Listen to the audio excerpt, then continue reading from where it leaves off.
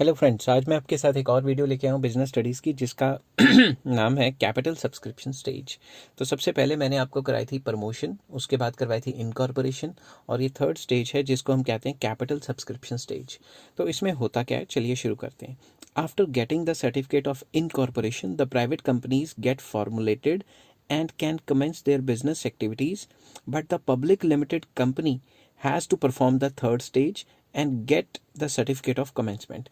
इसका simple words में मतलब देखा जाए तो ये है कि प्राइवेट कंपनियां तो इनकॉर्पोरेशन सर्टिफिकेट या सर्टिफिकेट ऑफ इनकॉर्पोरेशन लेने के बाद काम कर सकती हैं, बट जो पब्लिक लिमिटेड कंपनी है उनको कैपिटल सब्सक्रिप्शन का जो स्टेज है इससे गुजरना पड़ता है। उनको सर्टिफिकेट ऑफ कमेंसमेंट सिर्फ तभी मिल सकता है जब वो कैपिटल सब्सक्रिप्शन करेंगे। कैपिटल सब्सक्रिप्शन मतलब मार्केट में शेयर्स वगैरह लेके आएंगे, और उसके लिए बड़ा तामझाम करना पड़ता है। क्या क्या तामझाम है, ये सारे के सारे स्टेप्स मैंने अभी बताने। It includes following steps. First step है सेबी अप्रूवल।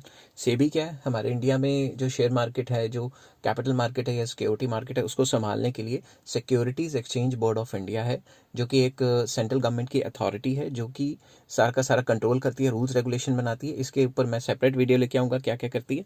तो सबसे पहले सेबी अप्रूवल। सेबी मतलब securities exchange board of India. तो SEBI is a regulatory body which controls the capital market in India. SEBI एक रेगुलेटरी बॉडी है जो शेयर मार्केट या कैपिटल मार्केट को कंट्रोल करती है, to protect the interest of investors, ताकि investor के साथ कोई बेईमानी ना हो जाए। तो public limited companies must submit all the relevant information which SEBI before issuing its securities in capital market.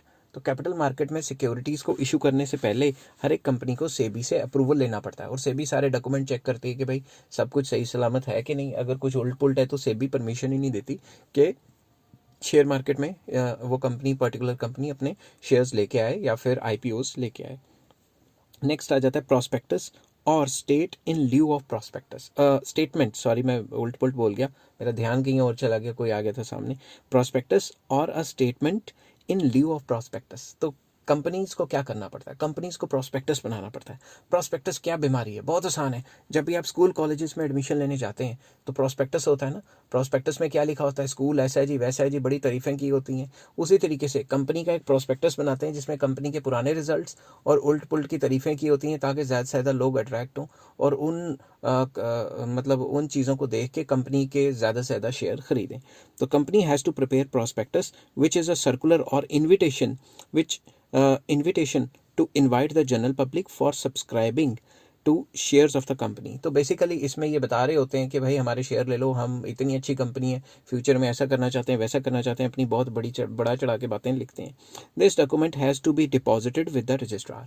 Registrar के पास ये डॉक्यूमेंट जमा करवाना पड़ता है। मतलब प्रॉस्पेक्टस या फिर statement in lieu of prospectus, मतलब कोई भी ऐसी स्टेटमेंट जो प्रॉस्पेक्टस की तरह होगी वो जमा करवानी पड़ेगी रजिस्ट्रार के पास। Third, appointment of bankers, brokers and underwriters. तो ये सारे एटसेट्रा और भी कई हो सकते हैं, एजेंट्स वगैरह। तो सबसे पहले, to receive and deposit application money bankers are appointed.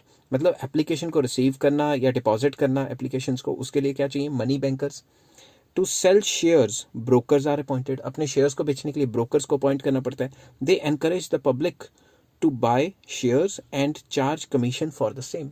वो कहते हैं कि तुम हमारे शेयर्स बेचो और जितनी कमीशन है तुम ले लेना।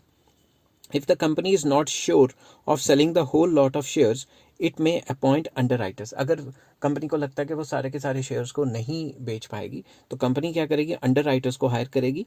दे underwrite the shares and charge the commission. वो शेयर्स को अंडरराइट करके, बात तो वही है, अंडरराइट करना, निकालना पहली बार या उनको बेचना, उस तरीके से भी कमीशन कमा सकती है। तो इस पूरे पॉइंट के अंदर हम यही बता रहे हैं कि भाई बैंकर्स को, ब्रोकर्स को और अंडरराइटर्स को, जो प्रोफेशनल्स हैं, उनकी सर्विसेज को हायर किया जाता है और जैसे कैसे शेयर्स बेचे जाते हैं मार्केट में लोगों को या फिर इंस्टीट्यूशंस को। ठीक है।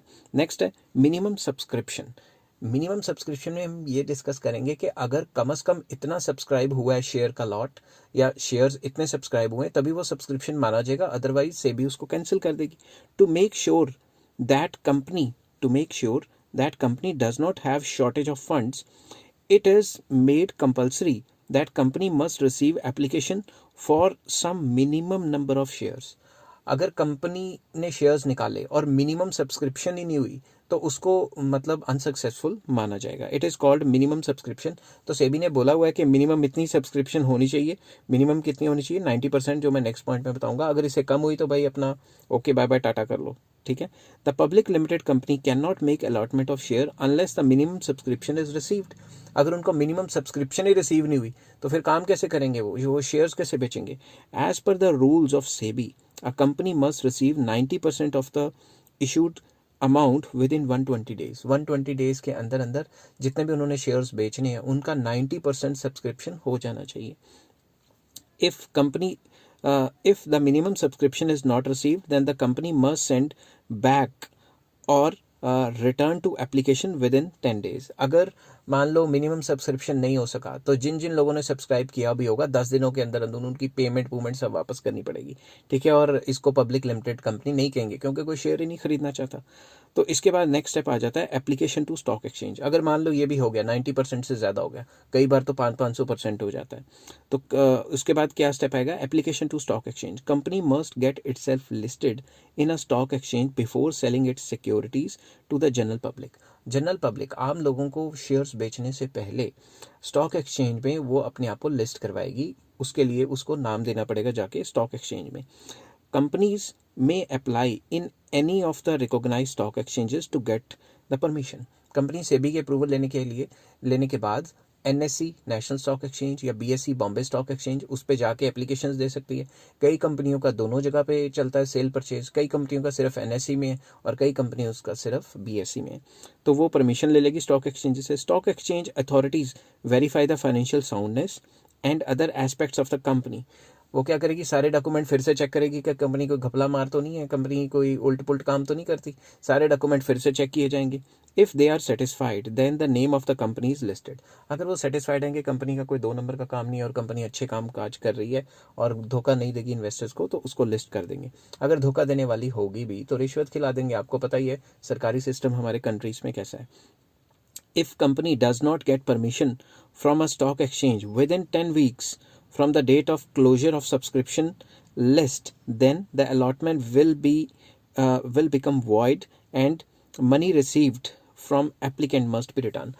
अगर उन्होंने एप्लीकेशन तो दे दी मगर एप्लीकेशन देने के बावजूद भी मतलब लोगों को शेयर सब्सक्राइब करवा दिए और बाद में उन्होंने एप्लीकेशन दे दी और वो एप्लीकेशन रिजेक्ट हो जाती है किसी भी वजह से कि कंपनी जो है मिनिमम जो क्वालिफिकेशन है वो मतलब मिनिमम क्वालिफिकेशन के हिसाब से सही नहीं बैठ रही, तो या रूल्स रेगुलेशंस के हिसाब से सही नहीं बैठ रही, तो with in prescribe time with in 10 days जो हमने पीछे किया था, तो जिन जिन जो एप्लीकेंट हैं, एप्लीकेंट मतलब जिन जिन लोगों ने शेयर्स के लिए अप्लाई किया था या शेयर्स खरीदने के लिए अपनी पैसे दिए थे, उनको विद इन 10 days उनका हिस्सा या पैसे वापस करने पड़ेंगे। नेक्स्ट आ जाता है अलॉटमेंट ऑफ शेयर्स। अगर मान लो सब कुछ सही चलता है, after getting the name listed, अगर लिस्टेड हो गया name, the company prepares are return of allotment. Company prepare करेगी कि कितना रिटर्न आया और कितना बिक गया, उसका पूरी detail. Return of allotment is a statement giving details about the names, मतलब पूरा का पूरा नाम बताएगी कि किस किस का नाम, कितने कितने शेयर्स हैं, and addresses of all the shareholders, and the company has to deposit या submit it with the registrar. ये सारी की सारी डिटेल्स रजिस्ट्रार के पास जमा करवानी पड़ेगी। फॉर एग्जाम्पल अगर मैंने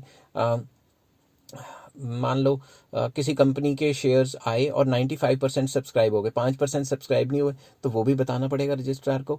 और 95% अगर सब्सक्राइब हुए हैं तो 95% सब्सक्रिप्शन के बाद जो भी रिजल्ट्स आते हैं, मतलब किस किस के नाम कितने कितने हैं, उनके पूरी डिटेल रजिस्ट्रार को जमा करवानी पड़ेगी। तो ये था आपका कैपिटल सब्सक्रिप्शन स्टेज, क्या होती है, कैसे कैसे होती है और कैसे कैसे शेयर लॉन्च किया जाता है मार्केट में। आई होप ये वीडियो आपको पसंद आई होगी। नेक्स्ट वीडियो आएगी कमेंसमेंट ऑफ बिजनेस। अगर ये सारा तामझाम आप क्लियर कर लेते हो तो बिजनेस को कैसे शुरू किया जाए। आई होप ये वीडियो आपको पसंद आई होगी। तो please like share and subscribe. Take care, have a nice day.